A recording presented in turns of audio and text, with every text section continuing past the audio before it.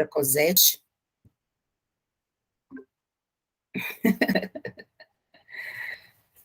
Boa noite, pessoal. Que prazer estar aqui.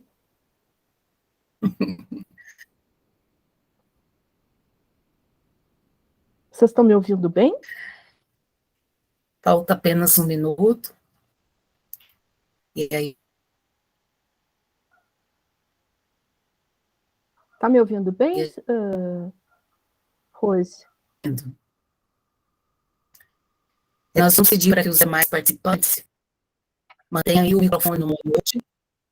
Vocês ouvindo sim. Eu vou pedir para que todos deixem o microfone no mute para não dar interferência dos barulhos externos. Ok.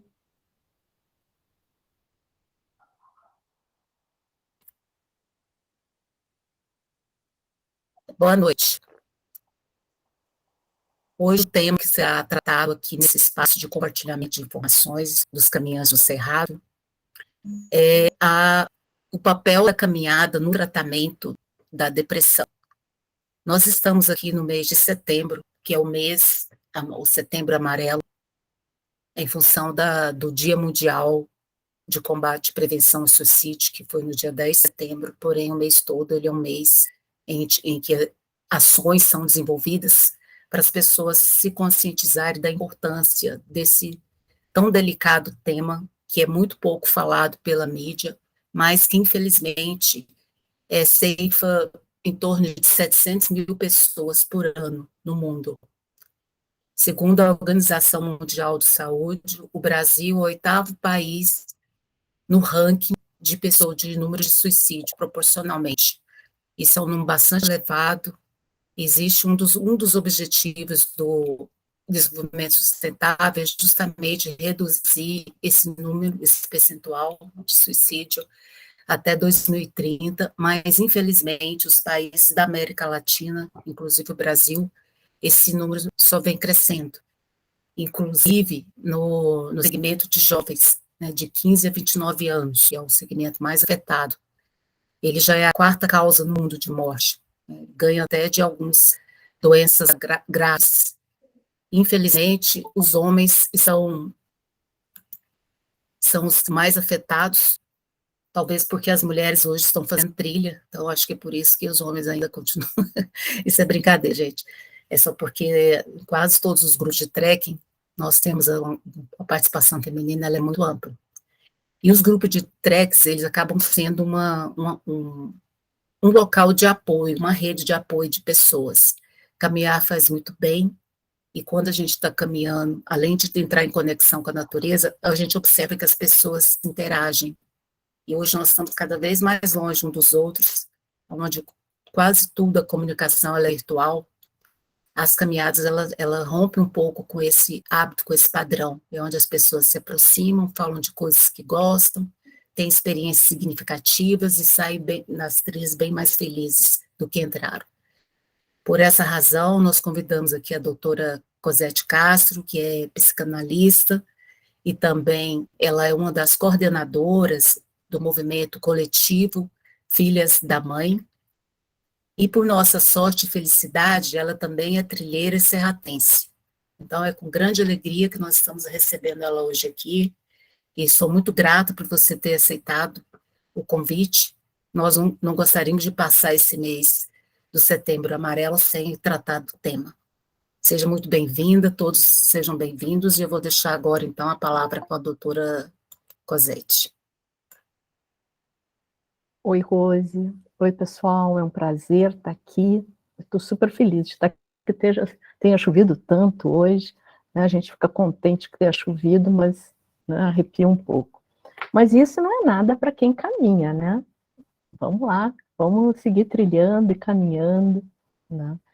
Enfim, eu acho que esse tema é super importante, ele é um tema do ano inteiro, né? O Brasil, infelizmente, tem o 1º lugar no mundo no ranking de número de pessoas com depressão e o 2º lugar no mundo com ranking de ansiedade. Então, são rankings que não seria legal a gente deveria estar no 1º lugar no mundo de educação, índice de felicidade, né? Mas nós estamos nesse estágio. E por que é importante saber disso? Porque depressão e ansiedade, que são coisas diferentes, mas andam mano a mano, lado a lado, elas têm sido escondidas, né, estigmatizadas. São doenças, transtornos tabus. Nós temos, na nossa sociedade ocidental, nós temos essa noção de que todo mundo tem que ser perfeito, todo mundo tem que ser saudável. E quando a gente olha nas redes sociais digitais, por exemplo, nós estamos o tempo inteiro, não aparece ninguém chorando, não aparece ninguém triste. As redes sociais digitais é a maravilha, né? Está todo mundo maravilhoso, bonito, lindo, estamos sempre festejando, não tem um momento de infelicidade numa rede social digital. Na maioria, se a gente procurar, vai encontrar, mas o que se vende, qual é a ideia que se vende?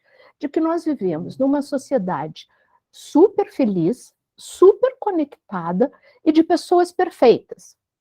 E aqui nós somos mulheres. Então eu vou dizer como é que essa sociedade perfeita, de que todo mundo tem que dar certo, tem que ter um bom emprego, tem que encontrar, olha, tem que encontrar o amor. A pessoa não tem nem o direito de querer viver sozinha, não em solidão, mas em solitude, de poder estar sozinha e se sentir bem consigo mesma.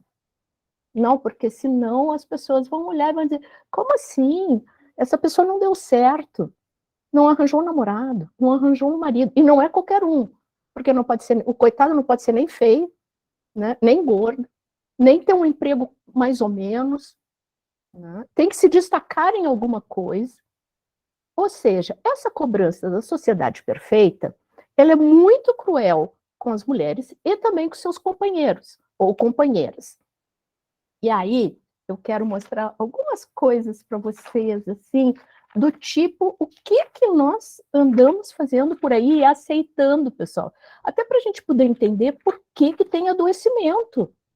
Adoecimento mental, adoecimento emocional. Não é por acaso.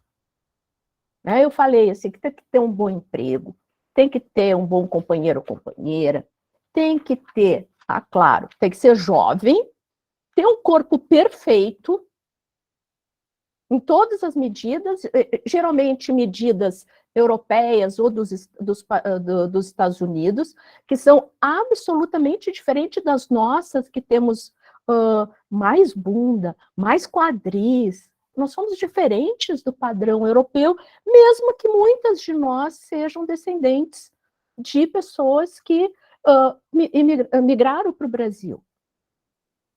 Então, é um outro tipo de corpo, mas a gente segue obedecendo, né, este padrão que gera o sofrimento. Aí eu estava falando, né, tem que ser jovem, tem que ser branca e tem que ser magra. Caraca, aí já complicou mais a situação. Primeiro, porque os anos passam para todo mundo. Não tem como evitar isso. Aí o que as mulheres, em geral, que estão no que a professora e pesquisadora Valesca Zanello diz, na prateleira do amor, as mulheres se expõem numa prateleira amorosa para serem conquistadas, para se colocarem disponíveis. Olha como eu sou inteligente, querida, gostosa, eu cuido, porque tem que ser múltipla, né? Não pode ser só uma coisa. Olha o que eu faço essas brincadeiras assim, mas olhem o nível de exigência que a gente sofre e passa todos os dias e que a gente sequer se dá conta, porque nós naturalizamos isso e, inclusive, cobramos das nossas amigas, das nossas irmãs, de outras pessoas da família. Então, a mulher, como é que tem que ela ser hoje? O que é a mulher perfeita hoje? A gente olhar, é muito incrível isso, pessoal. Aliás, é muito assustador. Quando a gente para numerar, por exemplo, esta mulher perfeita, ela tem o corpo perfeito, que não é o nosso caso, quem não tem uma estria, quem não tem um culote, ou seio grande, ou seio muito pequeno, ou o cabelo não era como a gente queria. E aí alisa cabelo, encrespa cabelo, faz isso, faz aquilo, mas não aceita, não nos aceitamos como nós somos, ao natural.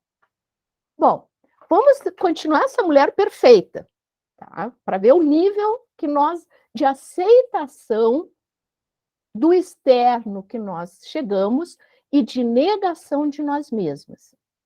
Vamos lá. Essa mulher, até pouco tempo atrás, que era a última moda, a penúltima moda, ela tinha sobrancelhas perfeitas. Todo mundo passou a não gostar mais das suas sobrancelhas e passou a pintar a sobrancelha, fazer qualquer coisa. Agora, né, principalmente nas mulheres mais jovens, temos os cílios perfeitos, pessoal.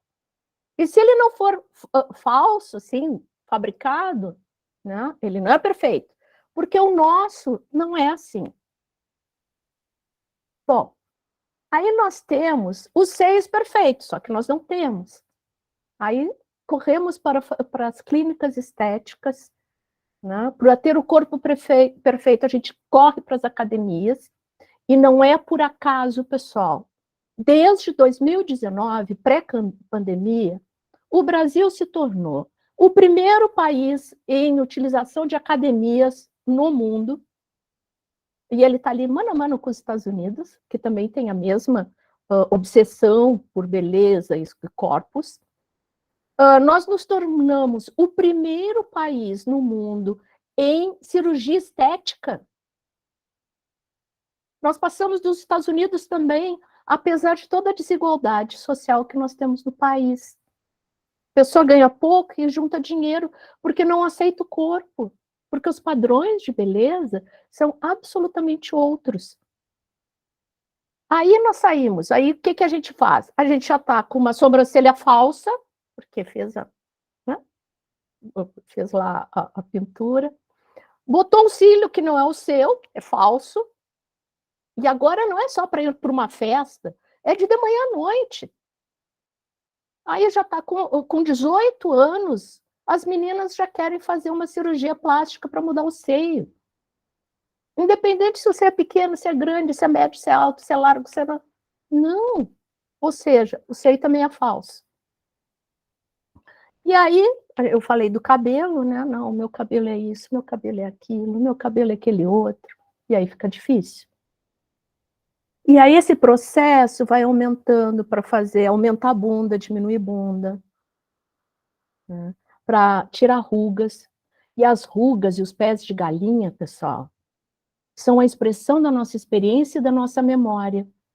E o que a gente faz? A primeira coisa, botox, fio de ouro, cirurgias para tirar aqui as bochechas, aumentar a boca, mudar o nariz. E as pessoas acabam, principalmente as mulheres, acabamos sendo algo que é um espectro do que a gente nasceu. Isso dá muito sofrimento. Isso gera muito sofrimento porque a gente nunca consegue estar satisfeita aceitando os nossos corpos, as nossas barriguinhas, as nossas formas, e cada uma de nós é diferente. Eu sou baixinha. Se eu fosse dar bola para todas as vezes que me chamaram de baixinha, toquinho, e qualquer outro nome, eu não saía mais de casa, pessoal. Porque as crianças aprendem a ser cruéis, os adolescentes fazem comparação, e nós, mulheres adultas, não tão jovens ou não tão jovens como eu, multiplicamos isso e naturalizamos isso todos os dias. Se a pessoa não está arrumada, ela não se arrumou hoje, né?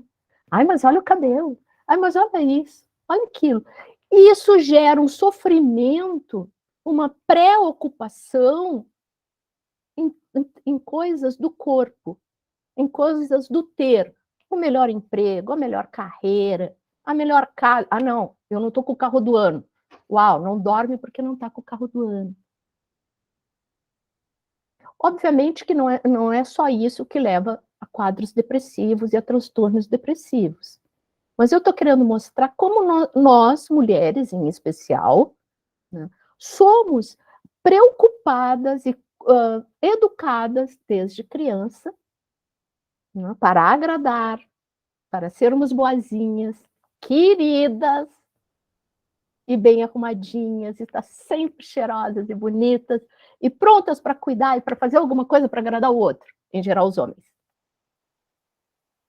Os homens, por sua vez, são os que podem berrar, gritar, ter jogo agressivo. Ainda que isso esteja mudando nas novas gerações, que as mulheres já estejam se manifestando mais. Mas mesmo assim, nós somos educadas para cuidar e fazer pelo outro, enquanto os homens são educados para receber e receber. Não é por acaso que nós nos arrumamos para sair de casa e os nossos maridos saem de chinelo de dedo. A gente está toda embonecada, toda bonitinha, assim, ai, uau, todo mundo vai notar como eu tô linda. E aí o que acontece? O maridaço sai ali do lado numa bermuda, um chinelo, nem está preocupado, nem tem essa preocupação do que os outros vão olhar, como vão me ver, como vão me avaliar. Vão gostar ou vão gostar menos de mim por causa disso? Bom, nós vivemos, né? Eu não falei de uma coisa essencial, pessoal. A gente não faz só isso. Além de mudar nariz, olho, boca e todo o resto, a gente ainda vai para depilação a cera, morre de dor, né? E para ficar com corpos novinhos, sem pelo, como se nós fôssemos menininhas na adolescência. Porque são corpos quase sem pelo, quase sem ser mulher. Algumas pessoas, algumas mulheres chegam ao ponto da neovagina. Neovagina é para agradar um homem, não é para agradar a si mesmo. Porque vai doer na hora de fazer e vai doer na hora de transar. Quando transar deveria ser uma coisa maravilhosa, deliciosa, onde ninguém está olhando para o corpo do outro, está só se entregando. Bom, vocês podem me perguntar assim, Cosete, o que tudo isso tem a ver com caminhada? Tem a ver com aceitação, pessoal.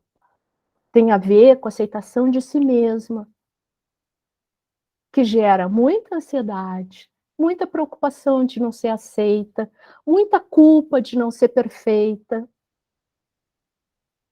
muito medo de não agradar, ao ponto de perder o sono, de achar que pode, imaginar que pode perder o emprego, que não vai perder a vaga, que o nosso marido pode estar traindo. Nós vivemos numa sociedade de competição e às vezes essa competição é imaginária, porque não está nem acontecendo nada disso. Mas imaginem, e eu imagino que vocês sabem, vivenciam isso, algumas de vocês pelo menos vivenciam isso, o medo de envelhecer, o medo de não ser suficiente, o medo de não agradar. Esses medos que compõem o nosso dia a dia vão trazendo transtornos emocionais, que pode ser episódios de ansiedade, e ansiedade é diferente de depressão, né? A ansiedade é uma preocupação excessiva sobre algo que pode acontecer, não necessariamente que vai acontecer. É um medo, um grande medo. E quando a gente está ansiosa, a gente vai e trabalha com... volta o nosso cérebro lá para quando a gente, há milhões de anos atrás, no tempo das cavernas, né, e o nosso cérebro vai responder, atenção, alerta, perigo, alguma coisa vai acontecer. Joga uma carga, né, de cortisol no nosso corpo, que a gente produz, que pode ser bom, mas quando a gente está estressado, ele é ruim. E a gente fica super estressado e a gente tem aquelas reações de fuga. Não, eu não quero falar sobre isso. Ah, não, vou levantar e vou embora, eu nunca mais vou ver isso. ou de ataque, fica furiosa. Não, o que isso está acontecendo? Por que está acontecendo comigo? Tu que é culpada. Ou de paralisia, que não consegue fazer nada, não consegue sair do lugar, mal consegue chorar.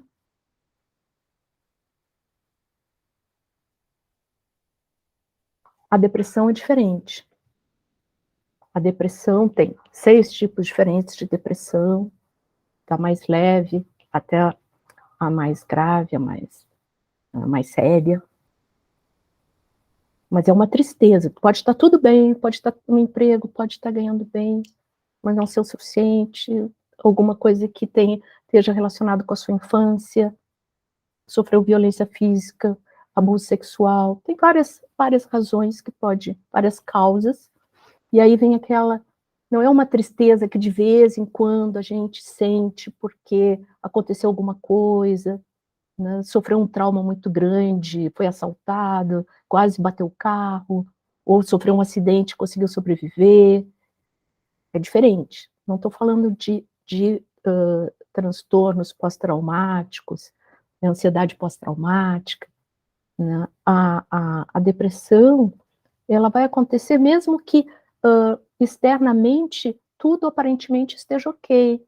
Passou na escola, né? É uma pessoa destacada, e vem aquele sentimento de que nada vai dar certo.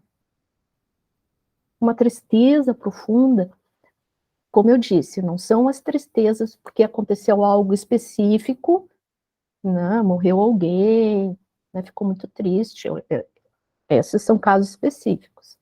Estou falando de algo que nos toma, né? Toma e a pessoa não sabe por onde ir. E aí, nesse sentido, né, várias coisas são importantes fazer, né? O acolhimento emocional, o acolhimento da família, o acolhimento das amigas, das pessoas que a gente confia. E não é para dar conselho. Pessoal, se o conselho fosse bom, a gente vendia a litro aquilo, né? E não adianta nada dar conselho. Mas escutar, acolher essa pessoa querida nossa. Observar o que está acontecendo. O que está acontecendo com essa pessoa? Por que essa tristeza? Por que essa paralisia? Por que não tem energia? Por que não consegue reagir? Sem cobrança. Não é para chegar lá, fulana, tu é uma preguiçosa. Porque a pessoa não está conseguindo fazer nada. Então, acolher, escutar, falar com uma voz calma. Se a pessoa chorar, deixar ela chorar. Não querer, não ficar assim, ai não, para de chorar, tá bom, tá tudo bem, vai passar. Deixa chorar. Depois dá um abraço. Nós estamos numa sociedade da informação, pessoal, onde a gente está conectado o tempo inteiro, nosso pensamento está super rápido, super acelerado. Às vezes a gente tem dificuldade de voltar. E nessa aceleração de trabalho, de filhos, de ter algum familiar doente, de ser multitarefa, de ter que agradar a mãe, pai, aí chega lá pelos 30, não teve filho, os pais e avós, tios e padrinhos ficam lá dizendo: quando é que vai ter o neném?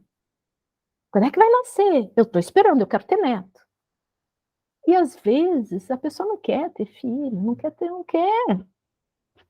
E perde o direito a ter o seu próprio corpo, para ter que oferecer para a família uma continuidade, uma outra geração. Então, eu falei assim na importância do acolhimento, né? O acolhimento dos amigos, das amigas, só escutar, não dar opinião, não fazer julgamento. Pode até não concordar, mas não julgue, a gente não é juiz. E quem nunca passou por algum problema muito grave, ficou desesperado, ficou extremamente triste, ficou desanimado, ficou sem esperança.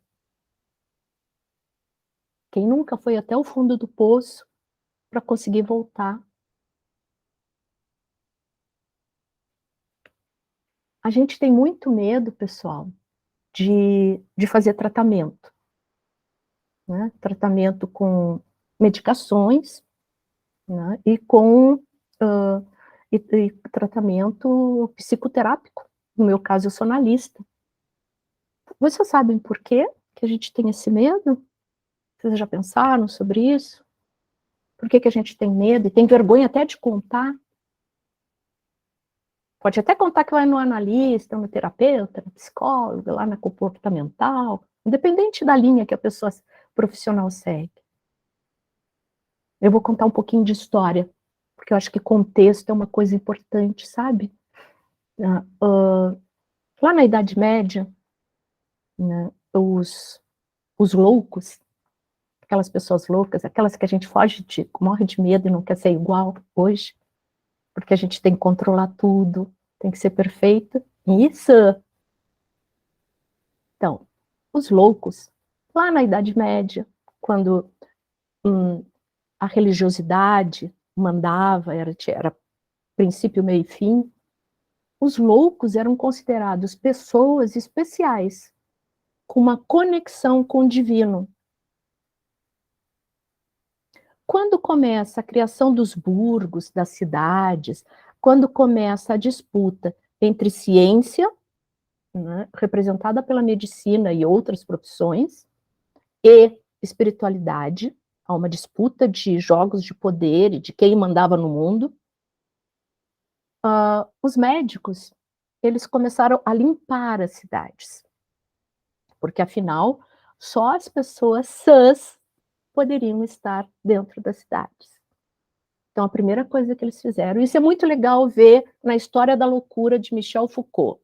Se alguém gosta de estudar história e também a História da Loucura, é muito interessante. O Foucault vai nos contar, né, que os médicos, uma das primeiras coisas que eles fazem nesta limpeza da cidade é tirar os loucos, os leprosos, e todos os doentes, e todas as pessoas que não tivessem uma perna, um braço, todos os defeituosos. Na cidade teriam que ficar as pessoas perfeitas e sãs.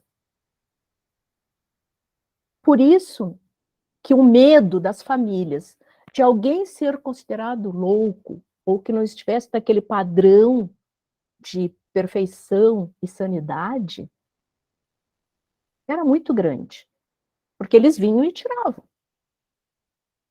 A não ser que fosse uma família de nobres, isso não aconteceria. Nós temos gerações e gerações deste medo nos acompanhando, que está no nosso inconsciente, é um medo que nós temos.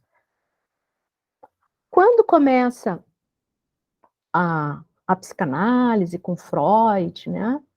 Freud era um judeu que morava na Áustria, no final do século XIX, e ele ousa dizer que, olha só, a gente tem um monte de coisa que não é só racional, viu? Que esses sintomas de dor, né, de dor de cabeça, dor na barriga, tremor, aperto no peito, isso está querendo dizer alguma coisa para nós. É o nosso corpo com um sinalzinho de alerta. Atenção, atenção, tem alguma coisa errada. Mas a gente não se dá conta disso. Não, tem que tomar um remédio para dor de barriga, um remédio para dor de cabeça, um remédio para isso e um remédio para aquilo, para não sentir mais nada. Nós aprendemos a não escutar os nossos corpos. Assim como nós aprendemos que nós temos que ser mulheres perfeitas e nos encher de transformações que nos tiram a nossa beleza original, inclusive o direito ao envelhecimento. Porque num país com tanta desigualdade social, pessoal, que bom que nós conseguimos envelhecer. A maioria não consegue. E se consegue é com péssima qualidade de vida, com muitas doenças acumuladas. Voltando. Então, eu estava tentando recuperar um pouco para vocês essa ideia de que ir para um manicômio não era um manicômio qualquer, não, pessoal. Era um manicômio onde os médicos faziam experimentos com as pessoas. Era um grande sofrimento. Quem entrava raramente saía. Então, essa é uma situação que as mulheres constantemente foram ameaçadas Depois foram chamadas de bruxas também, porque as mulheres tinham as suas próprias ervas, eram curandeiras, elas eram doulas, faziam partos. Elas passaram a competir com a ciência da medicina, que era a medicina das mulheres era algo popular, não era algo especializado. Não é por acaso. Eram mulheres livres que andavam para lá e para cá, enquanto as mulheres das cidades eram mulheres que tinham que obedecer às regras. Elas não tinham dinheiro sozinhas, elas não podiam trabalhar, elas não escolhiam seus maridos, elas muitas delas não aprendiam sequer a ler e a escrever. Mulheres que lidavam com ervas, lidavam com, com a saúde das outras mulheres e das pessoas em geral. Faziam essas garrafadas que ainda vendem hoje, os chás. Essas mulheres foram consideradas bruxas, mais de 1.200.000 mulheres foram queimadas na Europa e também nos Estados Unidos, na onda de conservadorismo e assassinatos. Olha o medo que a gente tem de ser... E elas eram consideradas não só perigosas religiosamente, como pagãs, bruxas, mas também loucas. Por que elas eram loucas? Porque elas reclamavam, elas conspiravam, elas se divertiam, elas faziam rodas à noite, imagina. Então, nós também crescemos com o medo à loucura, de sermos acusadas de loucas. Quem não passou pela situação, ou melhor, quem passou aqui pela situação de um dia ser chamada, você está louca? Ou você é uma louca? E isso é assustador, pessoal. É assustador, é nos acusar de perder o controle. Seja porque está com uma depressão, por uma ansiedade, seja porque está na pré-menopausa ou na menopausa, seja porque está na tensão pré-menstrual e os hormônios ficam tudo assim, e a gente responde e come chocolate. Dá muito medo ser chamada de louca. E vira e mexe, nós somos chamadas de louca. Qualquer alteração da mulher, se o homem se altera e fala assim, é porque ele tem personalidade. Se uma mulher faz isso, que metida que ela é, hein? É demais isso que ela faz. Não, ela devia ser mais contida, mais comedida. Uma mulher elegante, bem educada, né? Não faria uma coisa dessas. Não gritaria e não botaria o dedo no nariz e dizer, não, você está errado, sim. Não, ela seria chamada de desequilibrada. O homem é audacioso, é corajoso. Nós somos desequilibradas. Tem que dar muito sofrimento, né, pessoal? Tem que dar muita raiva embutida, engolida, que vai dar azia, que vai dar dor de barriga, que vai dar piriri, diarreia, e também piriri quando a gente está com medo de não dar certo, que tem uma prova, tem um concurso. Então, depressão e ansiedade, né, não nascem por acaso, elas não chegam assim, caíram do céu e pá. É muita cobrança todos os dias.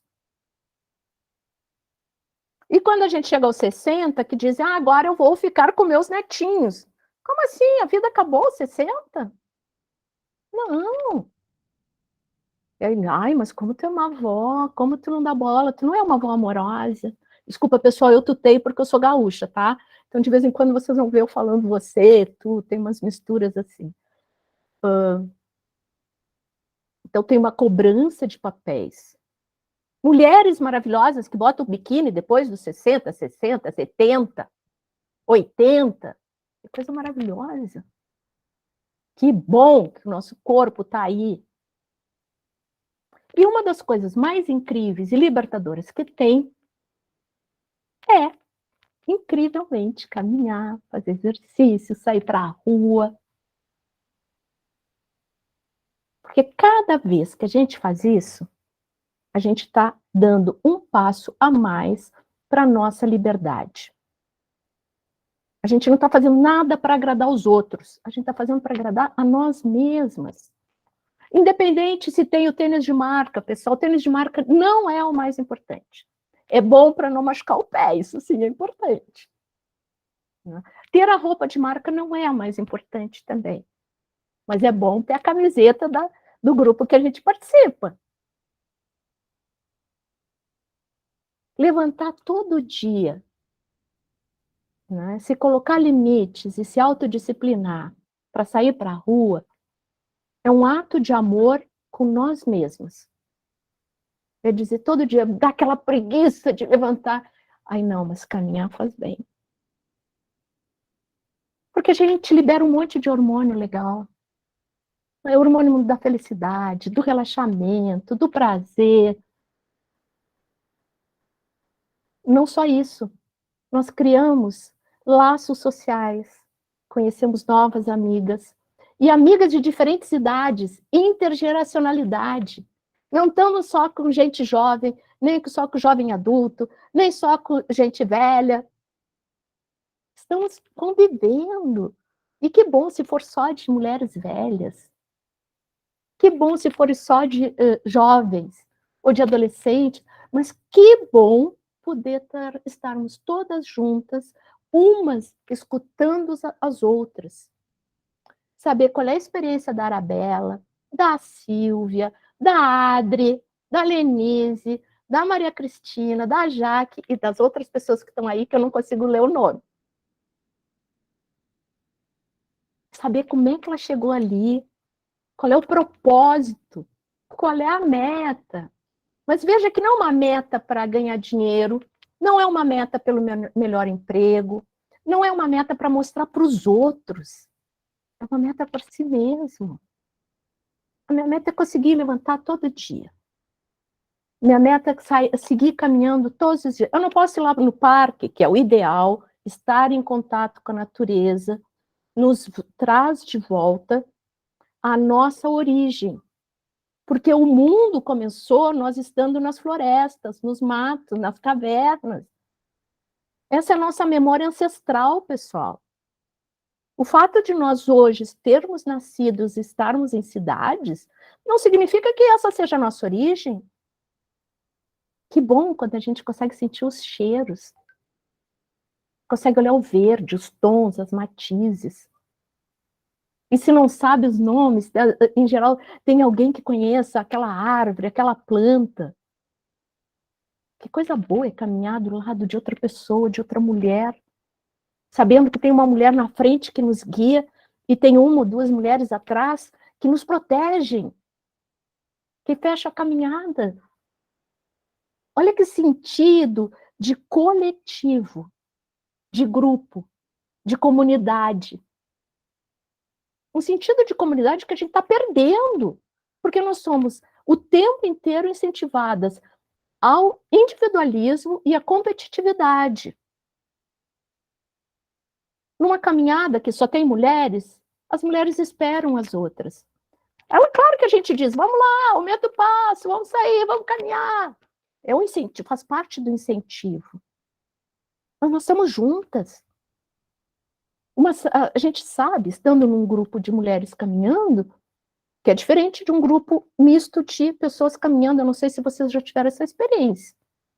Eu já tive experiências maravilhosas, experiências não maravilhosas, de homens com o dobro de pernas querendo que a gente seguisse na frente, sem ver as diferenças entre pessoas. Seja as diferenças físicas, ou as diferenças das novatas que estavam chegando ali naquele momento.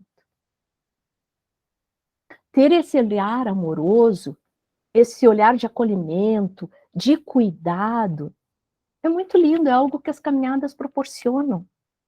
Independente se essa caminhada tem 3 quilômetros, que foi a que nós fizemos no domingo, né? O Coletivo Filhas da Mãe teve uma ação junto com o SESC e a UNB para realizar a caminhada, a primeira caminhada da memória, né, no Distrito Federal. Na verdade, a primeira caminhada do Brasil, viu, pessoal?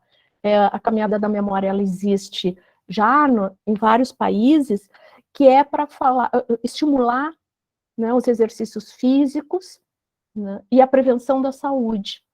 Porque, além do Setembro Amarelo, este é o Setembro Roxo também. É o mês de conscientização, esclarecimento sobre demências, né, que é um problema que vem aumentando consideravelmente no mundo, né, e no Brasil nós temos por baixo 2 milhões de pessoas com demências. A gente sempre pensa que demência é uma coisa que acontece depois de 65 anos. Tem tido casos, são só 7% da proporção, né? Mas 7% dos casos são demências precoces, que aparecem por volta de 40, 45 anos. Então, também precisamos falar sobre isso. E a caminhada foi uma caminhada pequena, de 3 quilômetros, para quem já está acostumado a caminhar, né? Na verdade, não foi pequeno, tinha de 3, tinha de 5, tinha de 8 quilômetros. Né? E para quem conseguiu fazer, as pessoas foram parando na medida do possível.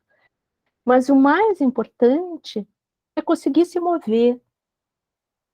Às vezes a pessoa está no estado depressivo, naquele momento, né, de que não consegue sair de casa, mal consegue ir para a rua dar uma volta no prédio. É o primeiro passo de uma caminhada. Depois dá uma voltinha na volta da quadra. Depois dá uma voltinha na volta de 2 quadras. Não importa. O que importa é um dia de cada vez e começar todos os dias. Não conseguiu hoje? Ok. Não? O que eu vou fazer, o que eu posso fazer amanhã? Faz um pequeno exercício dentro de casa, só para fazer um exercício e se mover e aquecer o corpo, mover essa energia, né? Não deixar estagnar a energia. Uma das coisas que nos acontece quando a gente fica, né, em estados depressivos ou transtorno ansioso, é que a gente acumula energia, acumula estresse, acumula corticoide, e o corpo começa a ficar inflamado. Aí dá mal-estar, dá dor de cabeça, dá fibromialgia. As caminhadas e os exercícios não precisa ser só de grande impacto. Os exercícios mesmos pequenos, mas sistemáticos, todos os dias, até ampliar para uma caminhada de 2, 3, 5, 10, e aí vai indo. O mundo é a possibilidade. Essas caminhadas, elas liberam endorfina, elas liberam serotonina, elas ajudam no sono, ajudam a regular a digestão, elas dão essa sensação de recompensa. Não é por acaso que os corredores, quando não correm, se sentem mal. Há uma reação bem quando não consegue caminhar, ou correr, ou se machuca, né? A pessoa começa, não está sentindo, o hormônio não está entrando, não está circulando no sangue.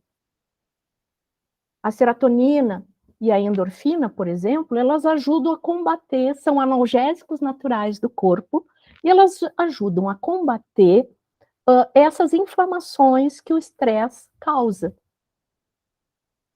Veja como o nosso corpo é maravilhoso e tem resultados, ele nos coloca possibilidades de resolver questões que a gente nem se dá conta e às vezes não sabe identificar os sentimentos, o que a gente está sentindo, qual é a causa, de onde que vem. Porque a gente vive no mundo da racionalidade e de entender as coisas. Não somos educados para entender os nossos sentimentos. Muita gente desconhece quando está com raiva, quando está irritado, ou quando está irritada. Quando está com medo, é mais fácil. E pior, quando tem raiva, a pessoa já para e diz assim, não posso ter raiva. Eu sou uma boa menina, eu sou uma boa pessoa, pessoas boas, queridas, não têm raiva. Tem sim. E ainda bem que nós temos raiva. A raiva é energia, que quando a gente não utiliza contra os outros, e quando não utiliza contra nós, as implosões, se automachucar, se fazer dano. Tem gente que qualquer coisa se bate, se quebra. Quando a raiva não acontece contra os outros, como eu disse, de brigar, vai embora, não quero mais. Ou tratar mal um filho, porque a gente estava irritada na hora e trata mal um filho, não fisicamente, mas às vezes trata na forma de falar, né, de não fazer um carinho, de não entender a situação, porque a gente já está sobrepassada de questões. Então, quando acontece isso, né, a raiva, quando ela não é, a gente não joga para outra pessoa, ou não joga ela dentro da gente, causando implosão e se machucando.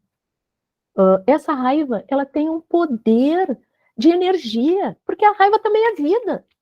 A raiva também é energia pura, assim, nos constitui. Ela não é dark side, ela não é uma coisa feia. Ela é quando a gente transborda e sai e perde o fio da meada, fica de pavio curto, não consegue controlar os seus próprios sentimentos e joga os pés pelas mãos, maltrata a outra pessoa que a gente gosta. Depois diz, putz, o que eu fiz? Como é que eu fiz isso? Mas a raiva em si, ela é vida. É um sentimento como os outros. E pode nos ajudar a ir em frente. Vamos lá. A raiva, como diz assim, ó, oba, isso vai me fazer dar força para eu conseguir alguma coisa que eu quero. Quero voltar para a universidade, ou eu quero fazer uma graduação, eu quero acabar o segundo grau, se não chegou a entrar no curso superior. Quero mudar de emprego, porque esse emprego só me dá dor de cabeça e é uma chatice. A raiva nos ajuda a dar ímpetos para mudar. Mas é isso. Quando a gente conhece ela, quando a gente aceita que pode ser uma pessoa que também tem raiva. Essa coisa de engolir tudo. Eu não reclamo, eu não falo nada. Aí tem uma raiva passiva que a gente está engolindo coisa. Aí passa mal, né? Haja caminhar na rua, haja malhar na academia para botar essa raiva para fora. Pessoal, eu já falei. 45 minutos. Quem sabe vocês perguntam um pouquinho? Ou fazem algum comentário?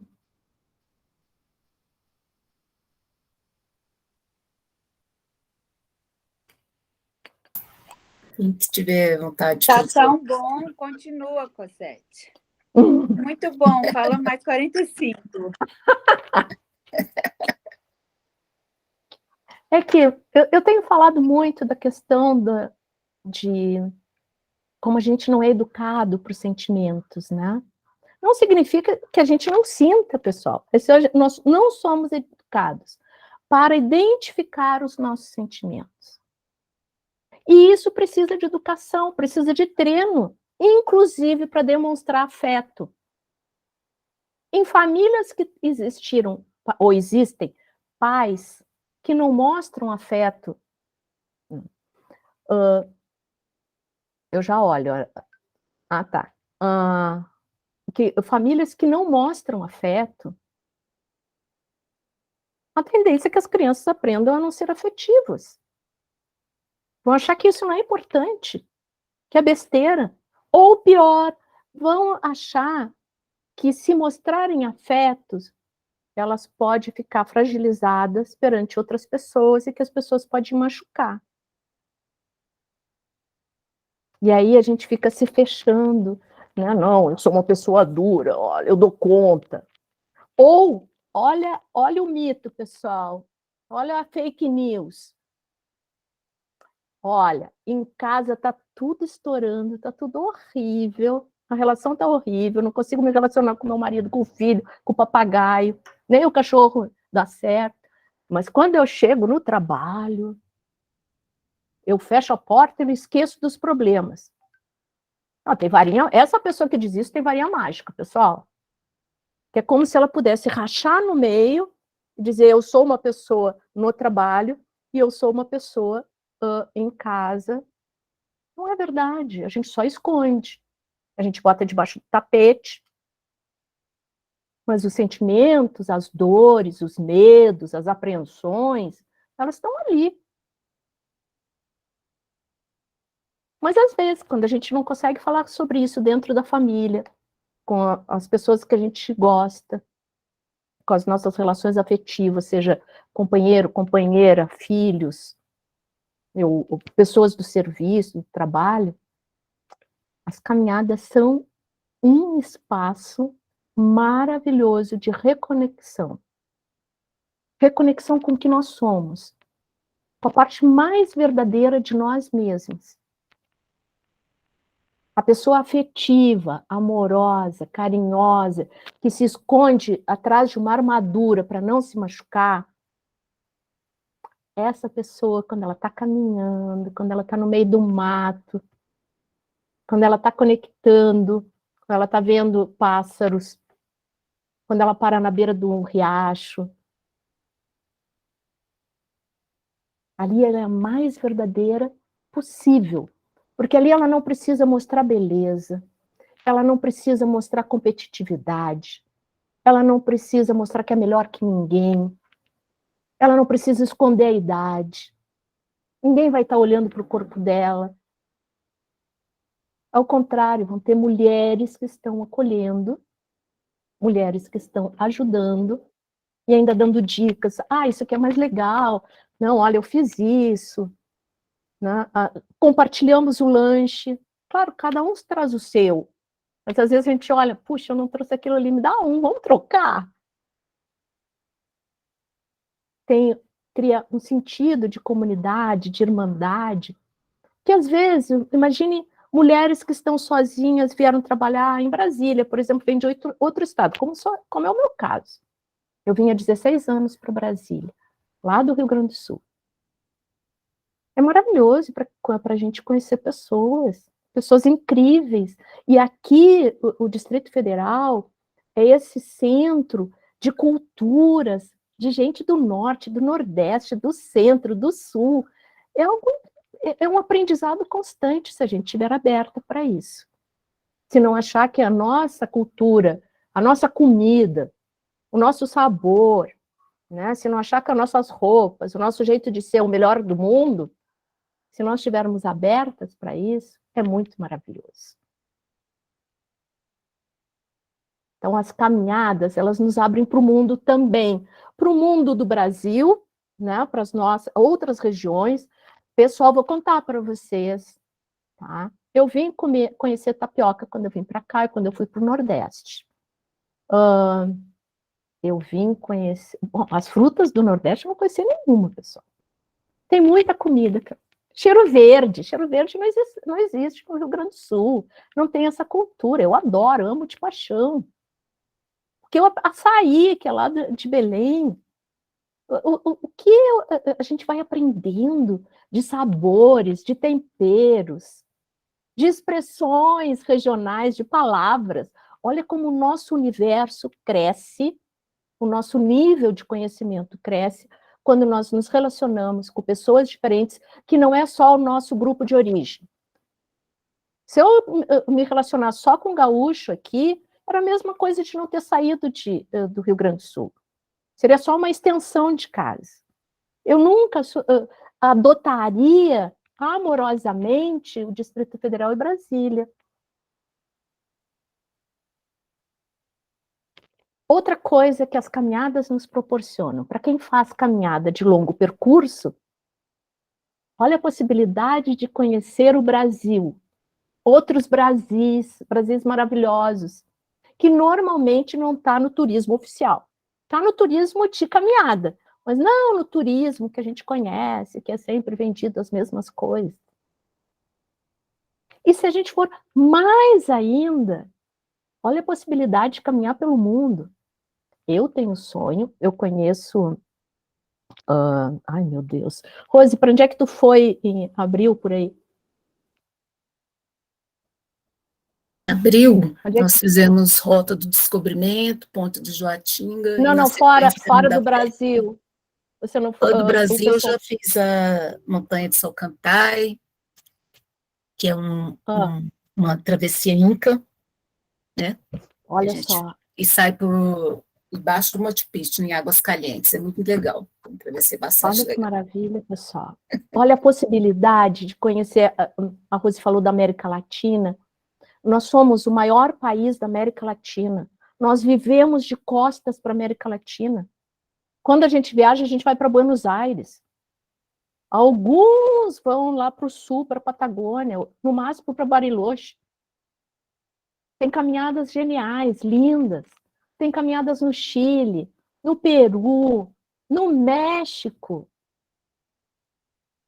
Ou seja, abre outros caminhos, a gente aprende outras línguas. Ok, não precisa ficar um expert em espanhol, uma experta em espanhol. Mas é legal a gente, até para o nosso cérebro, para a nossa memória, aprender outras línguas. Ou ir para outros continentes. E aí começar a planejar, olha, não, mas meu dinheiro não dá. Ok, não dá para agora. Economiza um ano. Não compra uma roupa. Bota todo mês um dinheirinho na poupança para poder viajar. Se planeja, começa a planejar a vida. Eu ando tão sem vontade. Ok, qual é o meu desafio? Eu quero conhecer tal país, fazer um grupo, participar, e eu vou junto com essas pessoas. Eu não tenho dinheiro agora, mas eu vou tirar R$ 100 por mês para fazer isso. Pode demorar 2 anos? Pode. Às vezes as pessoas só podem tirar R$ 100, outras podem tirar um pouco mais. Ou pode fazer da sua atividade, eu posso prestar uns serviços aqui, vou ganhar um dinheirinho extra, isso vai ser para isso. Não vai ser para comprar um sapato. Nós aprendemos na pandemia que a gente sobrevivia sem roupa nova, pessoal. E sem sapato novo também. Então a gente pode fazer diferente, com objetivos de vida, e a caminhada pode ser um objetivo. Não é um único, mas é um bom objetivo. É lindo.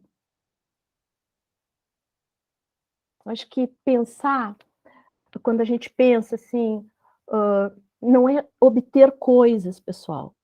Não é o carro do ano, não é a casa, não é a roupa nova.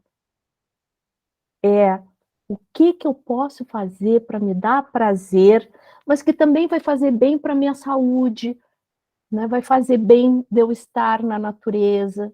E essa reconexão com a natureza nos faz valorizar o que nós temos. Um país maravilhoso, que as florestas estão sendo queimadas, a natureza está sendo destruída. Então, também nos reconecta com essa necessidade que nós estamos num mundo, num planeta, que se a gente não se ajudar, e se a gente não cuidar desse planeta, as novas gerações vão viver muito mal.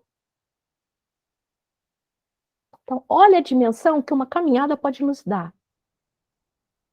Sem contar que pode fazer um blog, pode tirar um monte de fotografia, mandar para os amigos, botar nas redes sociais digitais. Pode escrever um livro, pode fazer um filme, pode gravar no celular, porque agora não precisa nem ser cineasta, vai gravando.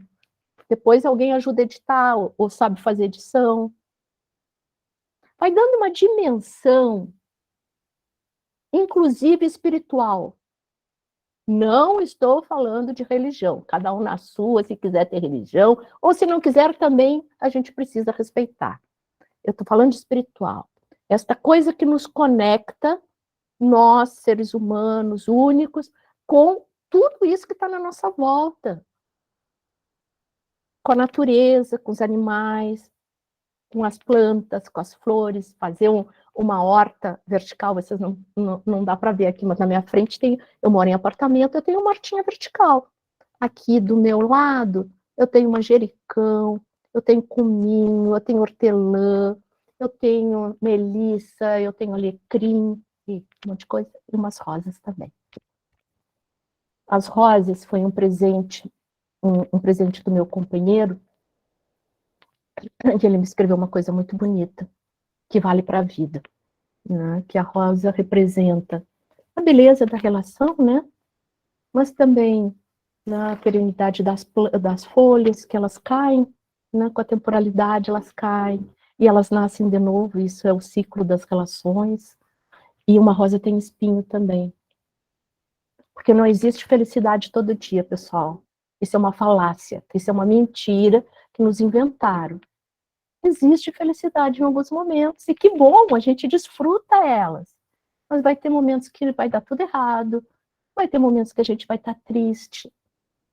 Né? E uma coisa muito importante quando a gente fala de sentimentos é acolher e respeitar a nossa tristeza.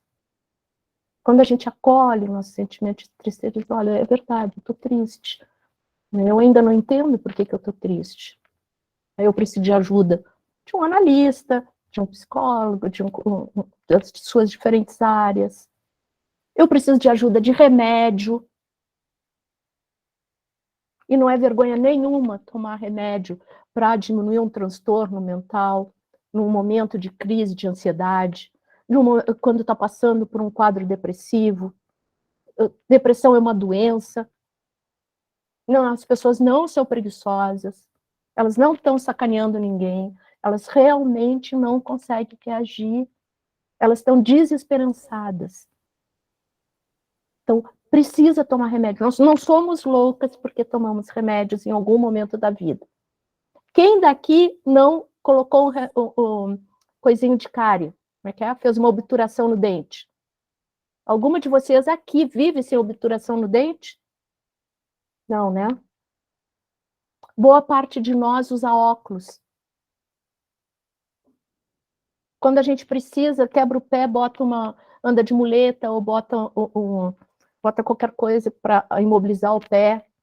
Por que a gente cuida das outras partes do corpo e não cuida amorosamente, carinhosamente da nossa cabeça, das nossas emoções?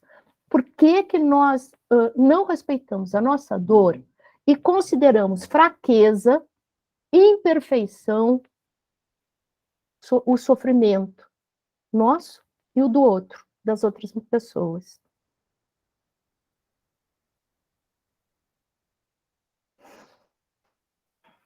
Aceitem que precisam momentaneamente de muletas, ou talvez para toda a vida, e sair desse lugar de sofrimento, e sair desse lugar de estagnação, e poder dizer, esse outro dia pode ser melhor, porque eu estou me medicando, eu estou indo num local de escuta especializada, que está me dizendo, não me dizendo, está me escutando, está me ajudando a conhecer os meus sentimentos e lidar com as minhas emoções. E quizás, quem sabe, conhecer as causas dessas dores, desses medos. Autoconhecimento é fundamental, senão a gente vai viver se escondendo de nós mesmos e dos outros. Além do autoconhecimento, os amigos, os laços sociais e as caminhadas proporcionam amigas incríveis, laços sociais, camaradagem, brincadeira, abobrinha. A gente dizia, meu Deus, o direito a dizer abobrinha, pessoal. Nós somos tão sérias, tão compenetradas, que nem abobrinha. Eu vejo série abobrinha, eu vejo filme abobrinha. Claro que eu vejo filmes cults, adoro cinema. Amo de paixão cinema. Às vezes escrevo sobre cinema. Mas me dou o direito de ver uma série bem abobrinha, adoro esses filmes históricos. Adoro história, né? Então, adoro o contexto, entender os contextos, o surgimento das palavras, das expressões. Como que nós falamos até hoje tudo no masculino, pessoal? Como que nós aceitamos isso? No Coletivo Filhas da Mãe, a gente tem um blog no Correio Brasiliense. E nós escrevemos na segunda e nas sextas-feiras. Amanhã tem blog. E aí, nós escrevemos no feminino, sempre. Porque nós acolhemos cuidadoras familiares de pessoas com demências. 96% da atividade do cuidado no Brasil é feita por mulher. Eu digo, não vamos escrever no masculino, não. Vamos desestruturar a língua portuguesa. Os homens jovens super apoiam. Os homens de mais idade, mas ela sempre escreve no feminino. Claro, somos nós que cuidamos. E cuidamos dos filhos, da casa, da organização, das férias, da de ajudar a estudar em casa, ainda mais na pandemia, nós que organizamos toda a estrutura do cuidado gratuitamente, de forma invisível, como se fosse uma obrigação. Aí eu vou escrever cuidadores? Eu, hein? Não. Então, esse também é esses deslocamentos da naturalidade, né, de falarmos, os homens, os seres humanos, homens. Como assim, cara? Eu nasci mulher. Isso é a gente se respeitar também. Não é dizer, eu odeio homem. Claro que não, eu adoro homem. Adoro meu marido. Adoro meus amigos homens. Mas é olhar de outro lugar. É respeitar as mulheres também. A mulher que eu sou, a mulher que a minha mãe foi, que a minha avó foi, a minha bisavó. Essas mulheres fortes que tiveram que sobreviver, que apanharam, que ficavam com vergonha de ter marca, que foram abusadas sexualmente também, porque tinha a obrigação de transar mesmo sem querer. E coitadas de nós que ainda fazemos isso. Não, eu tenho que agradar o meu marido. Ele não está preocupado em agradar a gente. Eu espero que todos os maridos queiram sempre nos agradar. Mas a nossa felicidade não pode depender só dos outros. A nossa felicidade é de cada uma de nós. Eu estou falando no nosso, mas eu vou falar de mim. A minha felicidade, falar na primeira pessoa é uma coisa muito boa, porque nós assumimos, eu assumo também a responsabilidade sobre a minha fala. Então é importante quando eu me dou o prazer, eu construo o meu espaço de felicidade, que às vezes pode ser sozinho, às vezes pode ser acompanhada do meu companheiro, da minha filha, dos meus amigos, das minhas relações, dos meus vizinhos. Eu tenho vizinhos ótimos e vizinhas maravilhosas. E pode ser numa caminhada também, porque caminhada é muito bom. Não importa a quantidade de quilômetros. O princípio básico é não ser uma competição, mas ser um presente diário, ou 2 vezes na semana, ou 3 vezes na semana, quanto cada uma de vocês puder caminhar, um presente diário para si mesmas. A meta é uma meta para si mesma. É uma diversão. Para onde que eu vou hoje? Qual é a trilha que nós temos?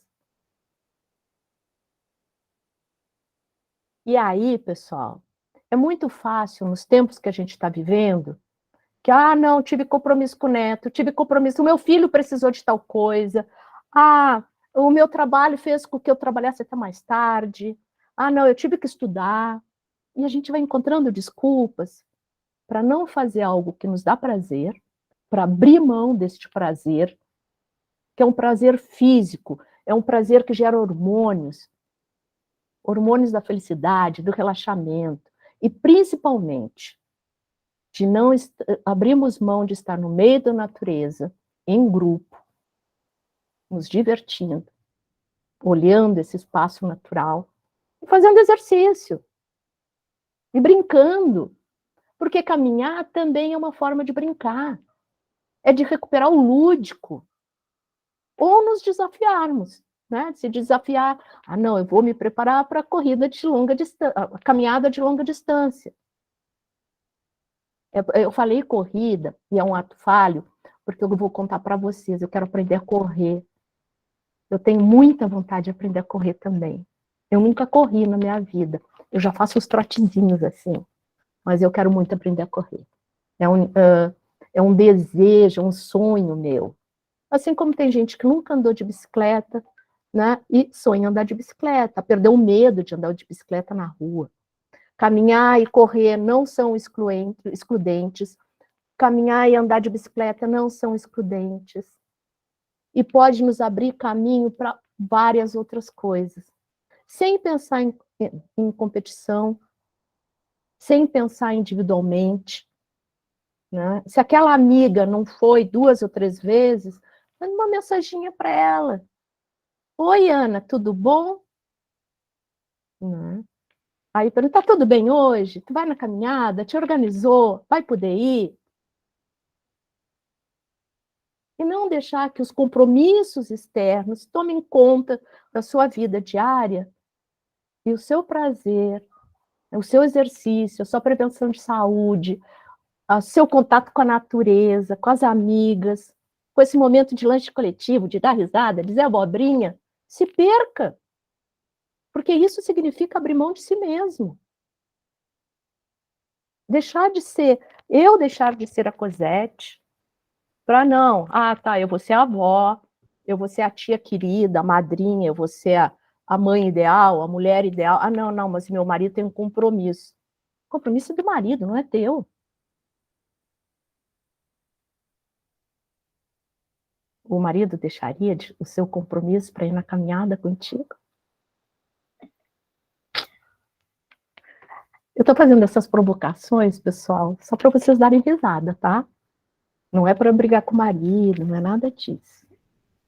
Né? Talvez o marido não goste de caminhar. E não importa, não precisa ser companheiro de caminhada, pessoal.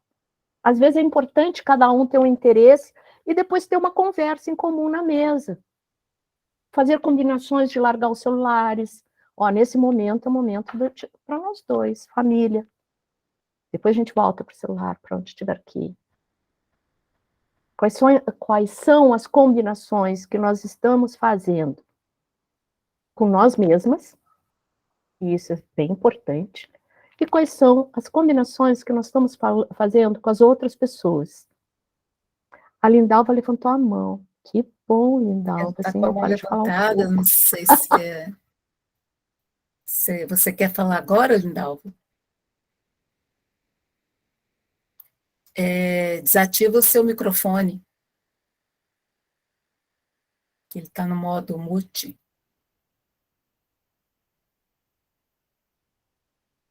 Abre o microfone. Isso. Boa noite.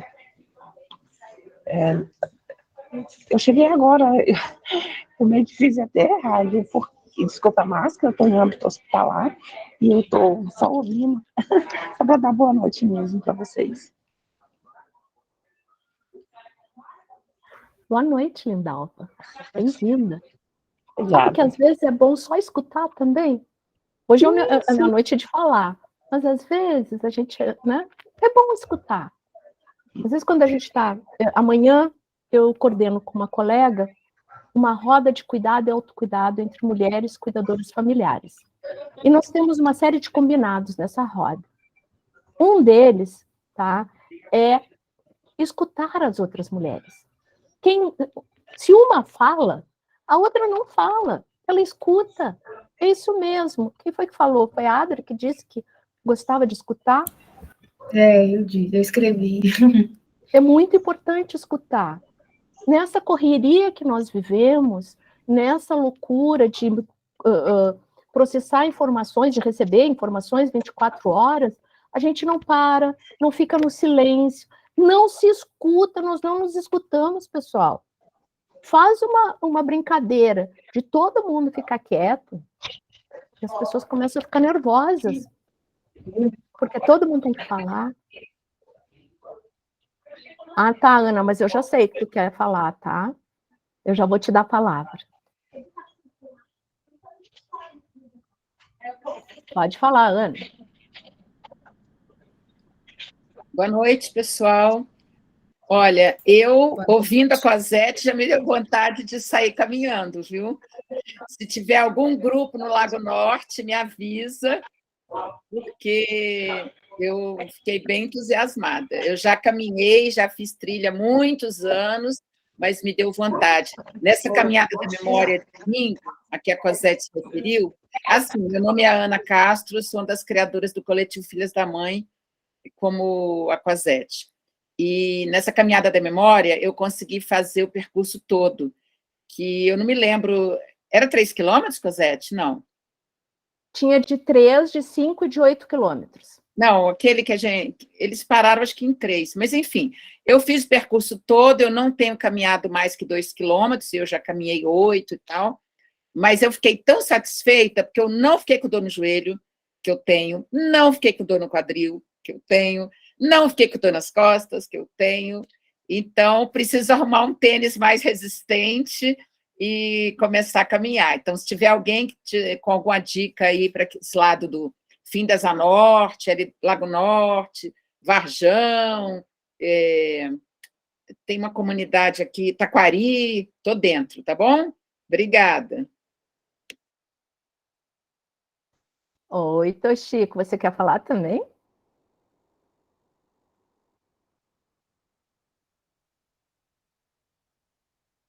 A Toshiko abanou, mas não sei se quer falar. Ela caiu, parece. Eu acho que ela caiu. Mas a Rose está aqui, tem um monte de gente aqui que pode dar dicas e tem uma coisa boa, não precisa de carro. Tem sistema de carona também, que é muito legal. Então, as pessoas se encontram e uma ajuda a outra. Ninguém solta a mão de ninguém, como a gente diz no Coletivo Filhas da Mãe. Aliás, eu falei do nosso blog no Correio Brasiliense, que se chama Blog Coletivo Filhas da Mãe. Quem escreve somos eu e a Ana Castro. Nós não somos parentes, a Ana é lá da Bahia, faz umas comidas maravilhosas, e eu sou do Sul, né? Então é muito legal essa coincidência, porque vive nos perguntando se a gente é parente. Você queria falar, Toshiko? Querida, eu fui acionar aqui o microfone, acabei desligando. Eu queria dizer que desde quando você começou a palestra, a sua fala, Cosete, eu me reportei exatamente a essa caminhada.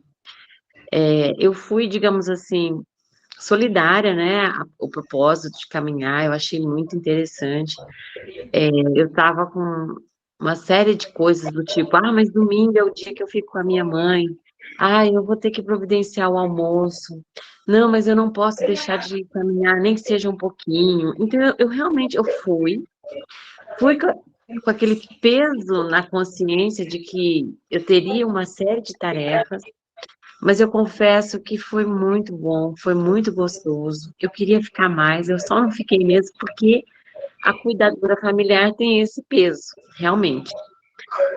E a outra coisa que eu queria colocar, que eu estava no silencioso, exatamente no momento em que eu estava precisando relaxar um pouquinho, em função do dia a dia, do estresse do dia, então eu fui ouvindo, mas ouvindo quieta, deitada e ouvindo. E teve um lugar que você falou... Caiu. Ela deve ter tido problema com a internet. Enquanto Está ela muito retorna, instável, né? Agora com a chuva, né? alguém gostaria de fazer uma pergunta ou fazer uma consideração? Essa questão da carona solidária, né, tem ajudado bastante pessoas. Porque no meu caso mesmo, que não tenho carro, estão me ouvindo? Consegue me ouvir? Sim, eu não tenho estamos carro, ouvindo. eu já saí da Celândia para ir em lugares mais distantes com carona solidária. Então, acho que se você tem vontade, você consegue sair, se organizar e dá para fazer sua vida normal. Exatamente. Eu vou falar...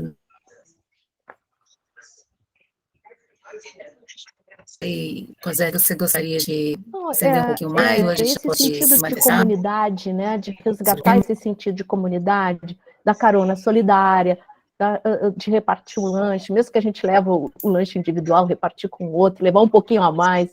Às vezes alguém sai correndo e esquece de levar. Acho que são exercícios de solidariedade, né, dessa camaradagem, né, que a gente vai construindo e vai desenvolvendo numa caminhada. Nesse grupo, a gente reforça vínculo, reforça o laço social, né, que está sendo tão esgaçado nessa vida de individualidades, e de tenho que fazer isso, tenho que, e não dá tempo de olhar a nós mesmas e as pessoas que estão na nossa volta. Era isso, pessoal.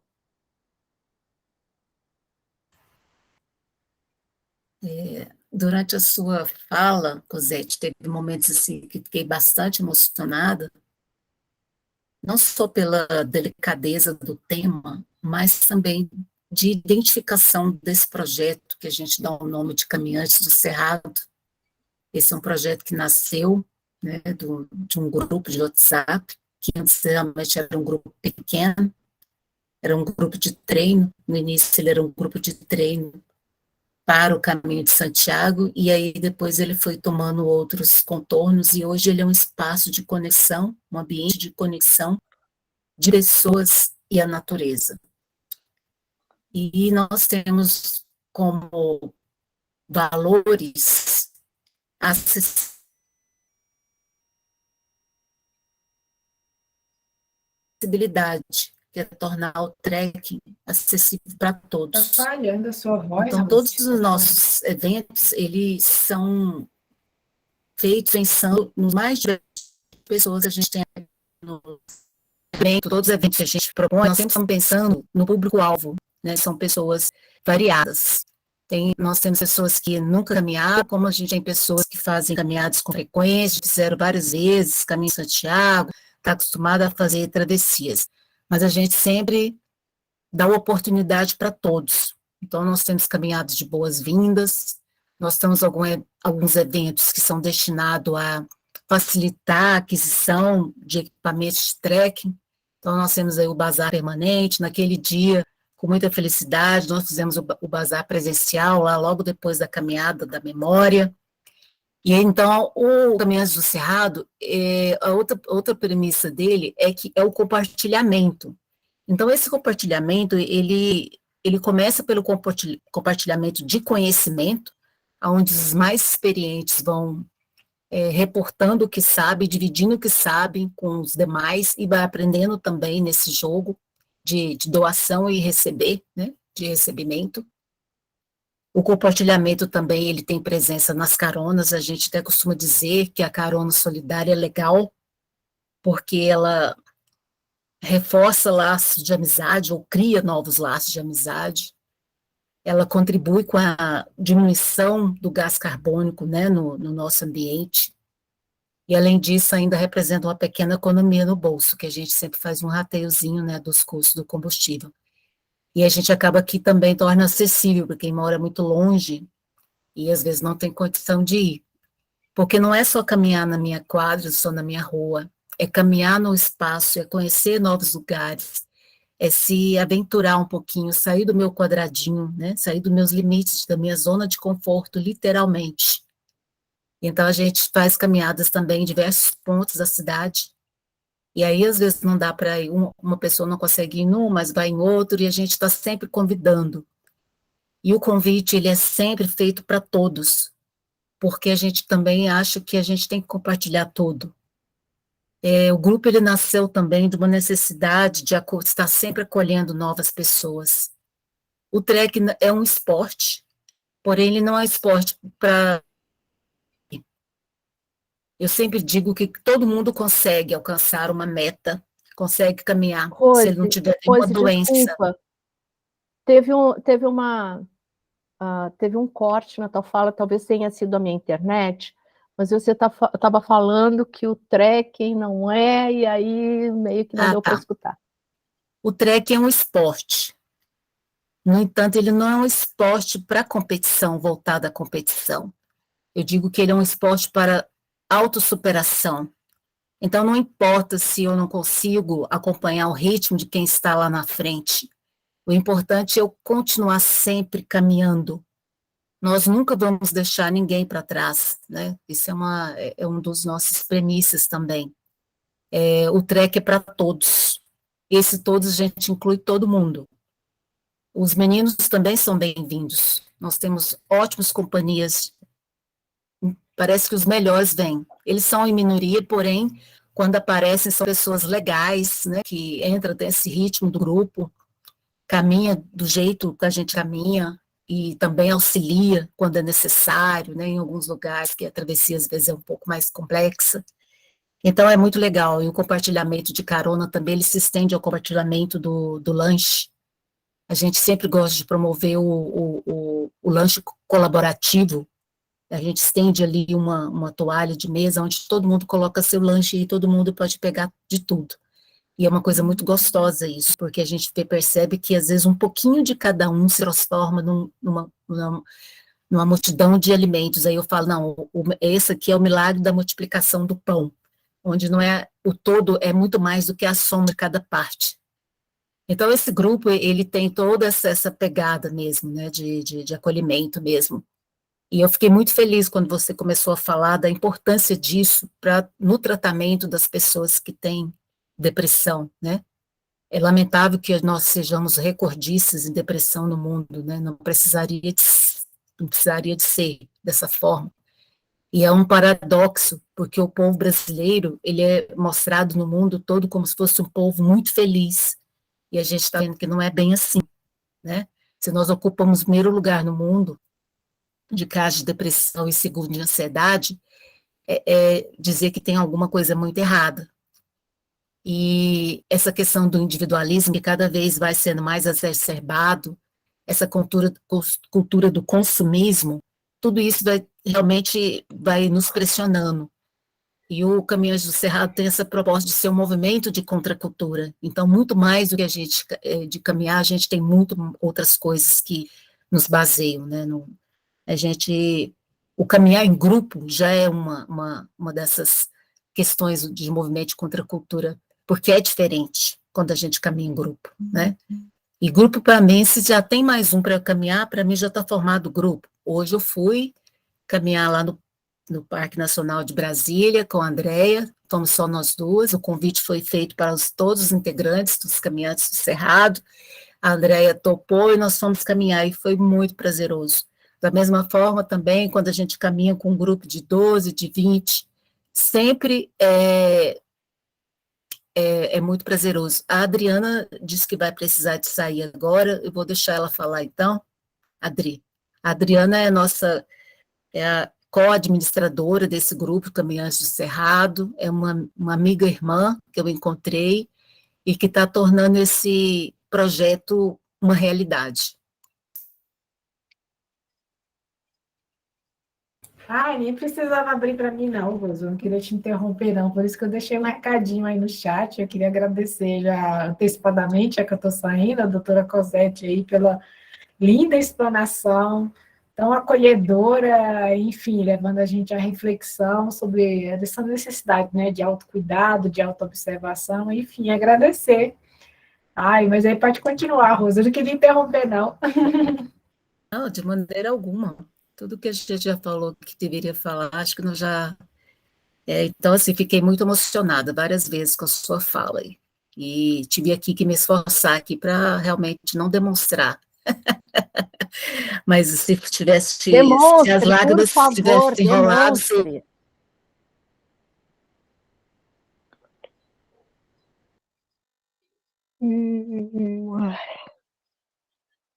Acho que trancou.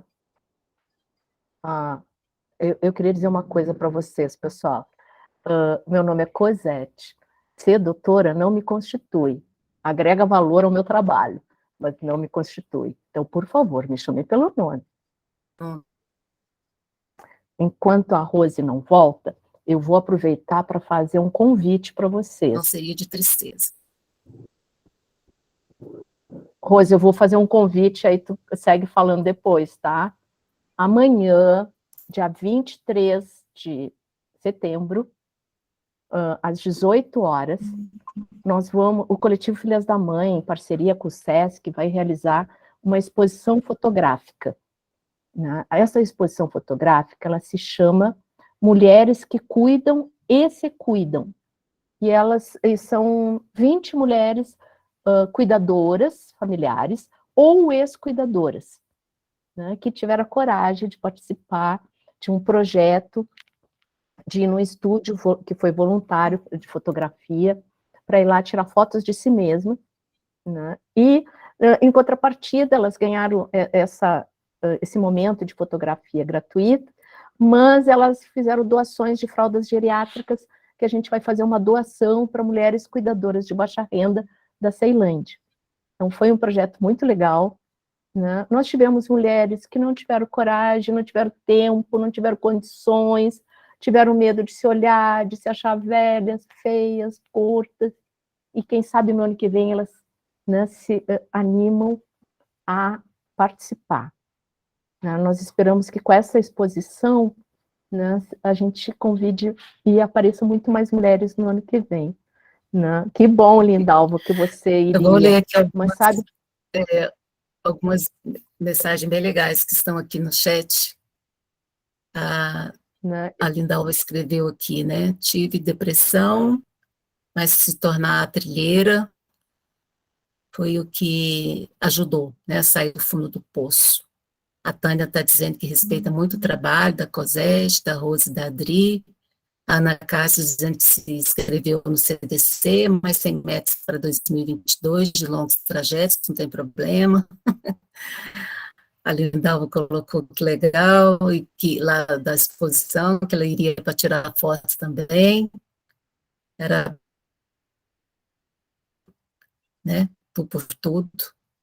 E o CDC também.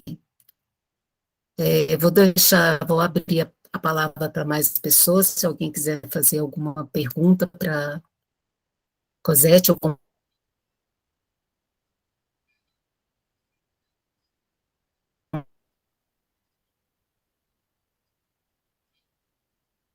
compartilhar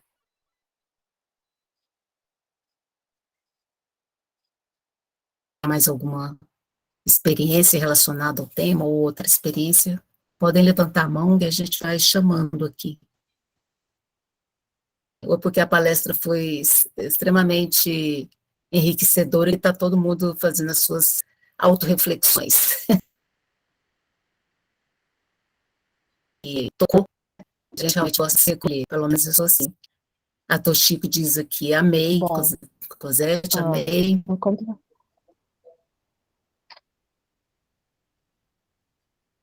Fico feliz mesmo.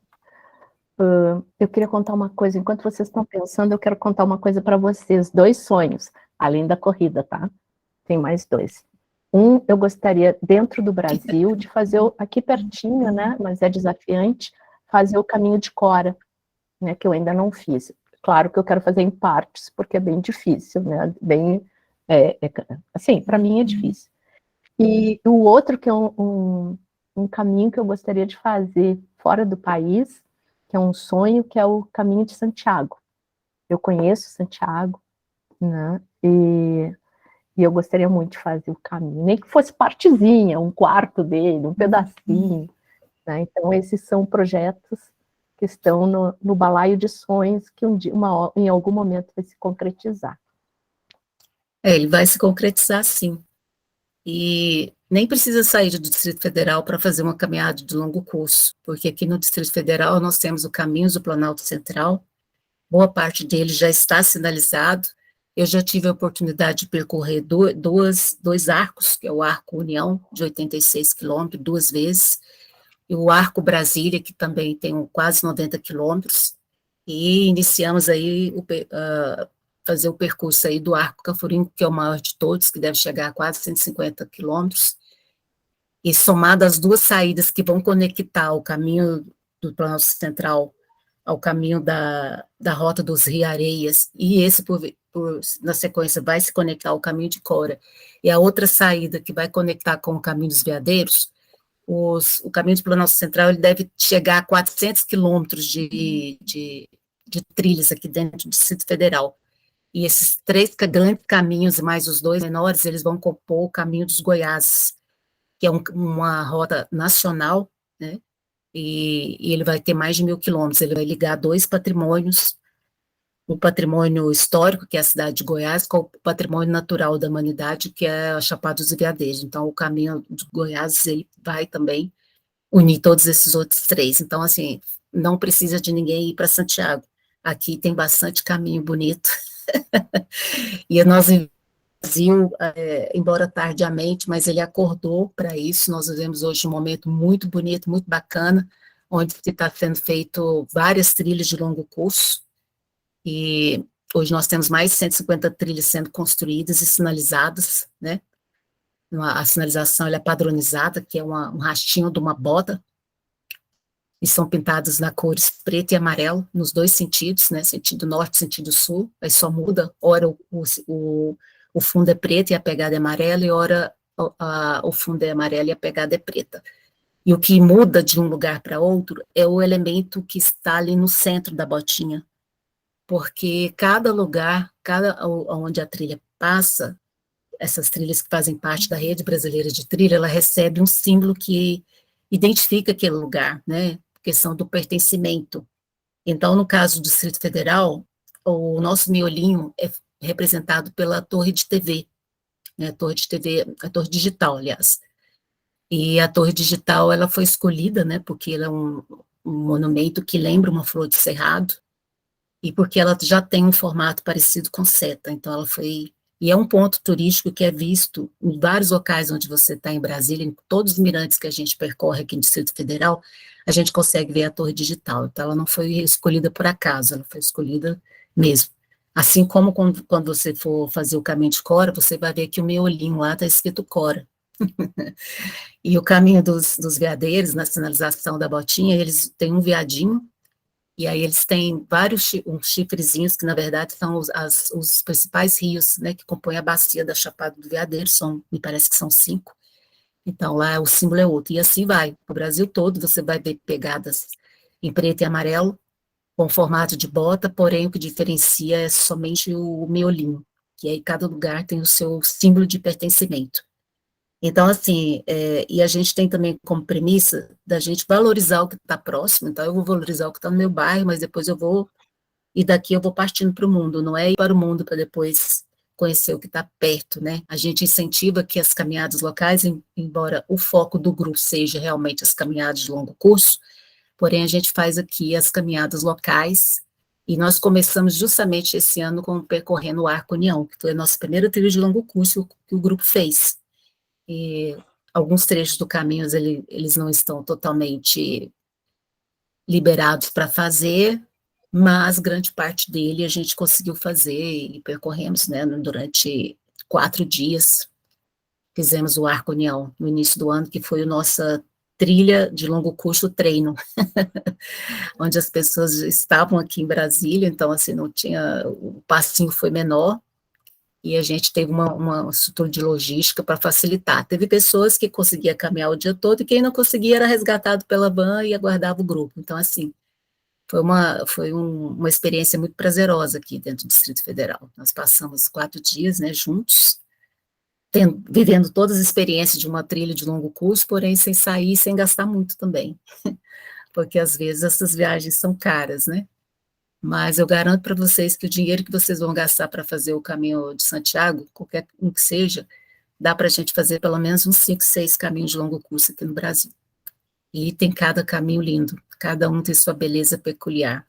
No próximo domingo agora eu estou embarcando mais uma travessia, que é a travessia da Costa Potiguara, que me promete ser uma imersão muito bonita ali, saindo de João Pessoa, caminhando por 10 praias diferentes, tendo uma convivência com os índios potiguares, né, com os indígenas potiguares na aldeia, e até a gente chegar na praia do Pipa. Então, serão 5 dias de caminhada, vivendo essa experiência. Então, assim, eu gosto muito, e espero que você não deixe de perseguir esse seu sonho de fazer o caminho de Cora. Foi um caminho que eu fiz em 2019, são 300 quilômetros, dá para fazer sim. Eu nem era lá essa mega trilheira, né? E comecei tardiamente a fazer trilha, mas nós percorremos em 14 dias o caminho de Cora, foi muito bom, foi uma experiência gratificante. E Santiago vai ficar para 2024. Era o projeto para 2020, porém de lá para cá as coisas mudaram um pouco. E esse projeto de Santiago, no meu caso, vai ficar para 2024. Ano que vem eu já tenho outras prioridades também. Mas para se preparar para o caminho de Santiago, ou pelo menos para você experimentar, ou se não der para fazer, tem muito caminho bacana. E a gente tem descoberto roteiros lindos, inéditos. E caminhar, conhecer o Brasil caminhando, e eu fiquei muito feliz também que na sua Oi, tá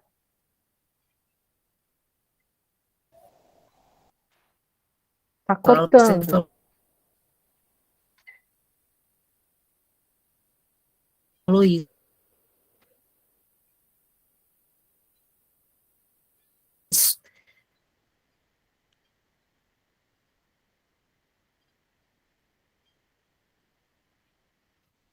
E é aquele Acho que a Brasil, às vezes, Rose onde você vê muita cortou. solidariedade, onde você Ai, vê as pessoas. ah,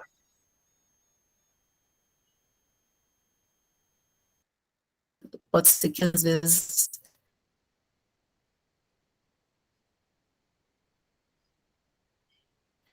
mas às vezes dá esses picos mesmo de internet. Então, assim, são experiências com costumes,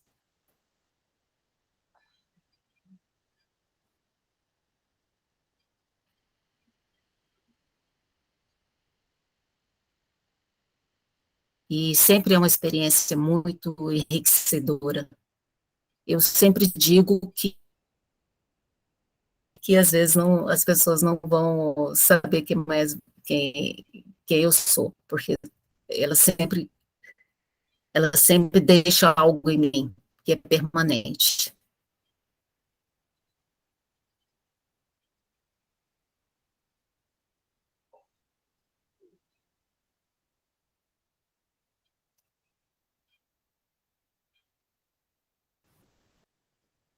bom, pessoal, só para fechar, eu acho que isso, Vocês né? estão me Para ouvindo? fechar, eu queria dizer que é Ah, tá, super, pronto, ok. que é super importante o que a Rose falou, que a gente começa no local, começa no bairro, né? Começa na cidade, pelos parques, e vai indo, né? Vai indo pela nossa própria região, vai indo para outras regiões, vai fazendo caminhadas nacionais, né? Caminhar na América Latina, né? Que é maravilhoso também, né? E eu vou contar uma coisa para vocês, antes de fechar, que a minha escolha por Santiago não é por acaso, tá? O meu doutorado foi na Espanha, eu morei 4 anos lá. E a primeira vez que eu fui a Santiago, foi a primeira vez que eu vi gente caminhando, era muita gente caminhando. E eu fiquei, há 20 anos, eu fiquei muito impressionada com isso, né? Então, é uma escolha muito afetiva, né? Que talvez eu também nem consiga ir pelos preços das passagens aéreas atualmente, mas ela tem um sentido. Foi a primeira vez que eu vi e que eu descobri que era possível isso, de se deslocar caminhando pelos países. Eu vi gente de todos os países, gente de países diferentes batendo papo, às vezes nem conseguindo entender a língua e se esforçando, né? Então, ela tem esse sentido afetivo. Mas sempre, sempre, em primeiro lugar, conhecer o nosso país. Porque só faz sentido se a gente conhece o país da gente. Né? Isso de sair para Sim. fora sem conhecer o nosso próprio local de origem, né? E acaba descobrindo que as outras pessoas sabem ou não sabem sobre o nosso país. Então, é bem importante mesmo. Né? A gente vai ampliando a nossa visão de mundo, vai ampliando a possibilidade de diálogo. E quando a gente amplia a nossa visão de mundo, é uma possibilidade muito grande, né? Uma possibilidade de que a gente também, nós, né, as pessoas em geral, ampliem também, né, a sua visão sobre si mesmos. Isso é bem importante. Pessoal, obrigada pela escuta de vocês. Né? Foi um prazer estar aqui. Eu que agradeço, Cosete, foi maravilhoso, muito bom mesmo. O objetivo do grupo era realmente trazer algo que acrescentasse nesse mês do Setembro Amarelo, e a sua palestra foi maravilhosa.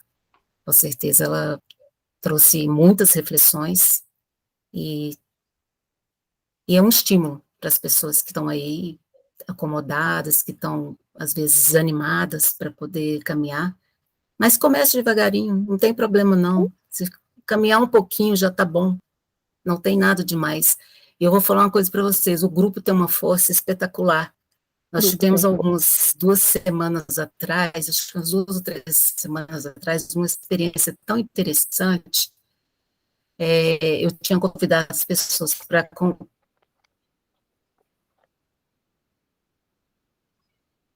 para fazer a caminhada lá no Parque da Nacional de Brasília, e lá você tem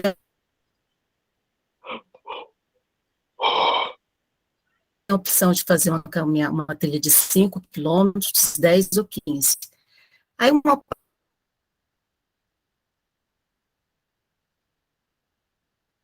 parte do grupo falou, eu vou fazer só 5. Aí o outro falou, eu vou fazer 10. E os mais, não,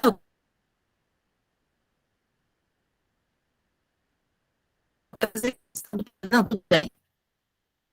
O grupo, então, para minha vontade. Aí, tá, aí na hora de 5, a pessoa, não, acho que eu vou mais um pouco. Aí, maravilhoso. Foram conversando e foi passando, e estava tão agradável que quem quis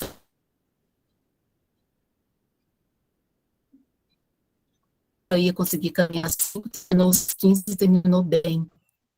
Então, foi assim, é a experiência da força do coletivo, né? Não se, não tem a ver se jogar. Tem problema de parar também, não tem importância. A gente vai encontrar uma solução para o coisa que está assim, medo. Que é gostoso, bom, eu tinha contato com a Cosette, e eu quase não sei disso, mas eu tenho um tipo de depressão que se chama distimia, passou muito tempo percebido, até ser diagnosticado, foi muito diagnosticado, aquela capa, né, de que é forte, de que aguenta tudo, só que por dentro você está desmoronando, né, então é muito difícil, mas hoje eu já tenho um tempo que eu estou em tratamento, de vez em quando eu fico sem medicamentos, agora realmente que é o que eu vou para todo, então é unir o útil ao agradável, e realmente eu falo que a melhor versão de Rose Faria é nas trilhas, é onde eu realmente me sinto feliz, me sinto fazendo parte, e eu encontro meu lugar no mundo quando eu estou caminhando. Eu adoro caminhar, adoro. E enquanto eu tiver saúde física, a gente vai estar caminhando. Daqui a uns tempos, talvez não tanto quanto agora, mas sempre tem a pretensão de caminhar. Não caminho rápido. Se eu precisar, se eu quiser, eu caminho devagar. Então, assim, é outra coisa também. Eu não tenho pressa. Eu tenho horário para sair, mas não tenho horário para chegar. Então, eu não me preocupo com isso. Eu não me preocupo com o desempenho. Eu me preocupo com o meu prazer. Com o prazer de estar ali, curtindo e contemplando a natureza. E espero que vocês venham fazer parte desse projeto bacana que a gente está desenvolvendo, eu e a Adria, e com colaboração de várias pessoas, e se sintam acolhidos. Venham fazer parte, se esforce um pouquinho, dê um passinho e se junte a nós. Muito obrigada, Cosette, pela sua disposição, pela sua doação de tempo, de conhecimento,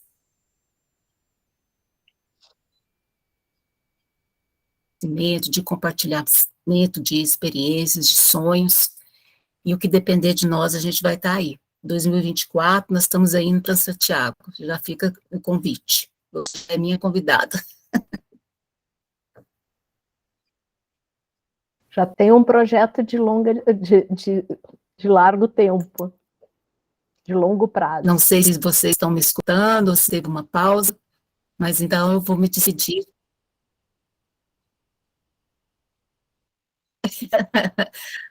Não, não é tanto assim, não. Você vai ver que é só começar.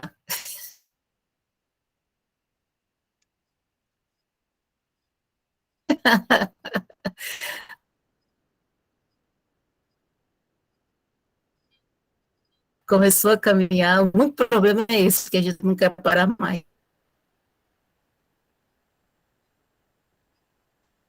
Pessoal, eu tenho que sair agora, viu? Eu agradeço vocês, agradeço terem me escutado, os comentários, o convite da Rose também. Hoje... Tá bom, pessoal? Um grande beijo.